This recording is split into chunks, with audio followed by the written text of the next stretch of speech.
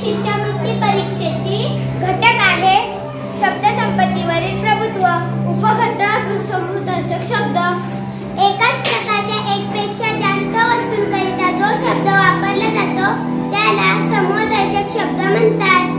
दुर्वांची जुडी, कपड्याचा ढीग, पक्ष्यांचा थवा, करवंदांची जाळी, गवताचा वारा, मडक्यांची उतरण, फुलांचा गुच्छ, साधूंचा कथा, नाण्यांची चळत, प्रश्न प्रतीकांचा संच, भाजीची जुडी, हत्तीचा कळप, हत्तीचा ढीग किंवा ढिगारा, केसांचा झुपका किंवा पुंजका, लाटूचा संघ, धान्याची रास, किल्ल्यांचा झुडगा, नारळाचा ढीग, मुंग्यांची रास.